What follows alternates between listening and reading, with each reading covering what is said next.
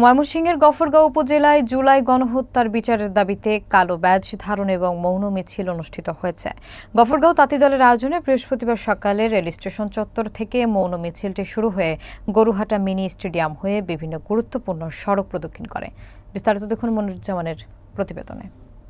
মিছিলে প্রধান অতিথি হিসেবে উপস্থিত ছিলেন গফরগাঁও উপজেলা তাঁতি দলের সভাপতি রমজান মোল্লা এবং সাধারণ সম্পাদক মিজানুর রহমান মুক্তার। এছাড়া মিছিলে আরও উপস্থিত ছিলেন পৌর তাঁতি দল নেতা শেখ রিটন ও আতিকুল ইসলাম, যশোর ইউনিয়ন তাঁতি দলের আহ্বায়ক আব্দুল আল মামুন, বারোবাড়িয়া ইউনিয়নের আহ্বায়ক রুবেল, চড়ালুগি ইউনিয়নের আহ্বায়ক মনিরুজ্জামান জনি ও রূপক মাস্টার সহ বিএনপির বিভিন্ন অঙ্গ ও সহযোগী সংগঠনের নেতৃবৃন্দরা বলেন, জুলাই মাসে সংগঠিত বর্বর গণহত্যার বিচার আজও হয়নি। আমরা সুষ্ঠু তদন্ত এবং বিচারের দাবি জানাই। তারা আরও বলেন, ইতিহাস বিকৃতির বিরুদ্ধে রুখে দাঁড়িয়ে জনগণের অধিকার প্রতিষ্ঠায় তাঁতি দল সক্রিয় ভূমিকা পালন করবে। মানববন্ধন এবং মৌন মিছিলে শেষে এক সংক্ষিপ্ত সমাবেশে অনুষ্ঠিত হয়।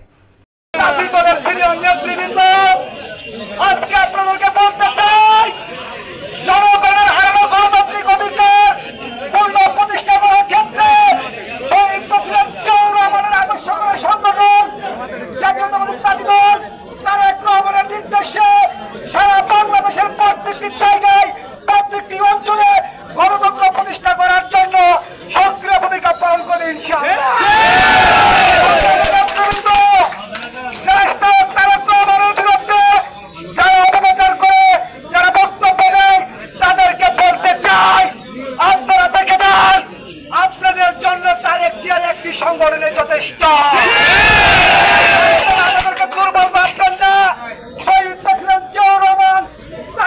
যথেষ্ট আপনাদেরকে বাংলা থেকে দূরে সরিয়ে দিতে ইনশাআল্লাহ।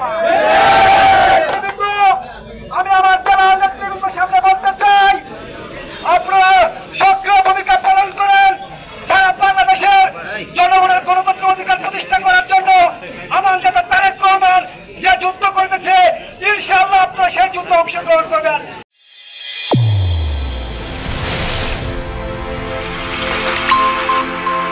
চ্যানেল A1 হৃদয়ের স্পন্দন।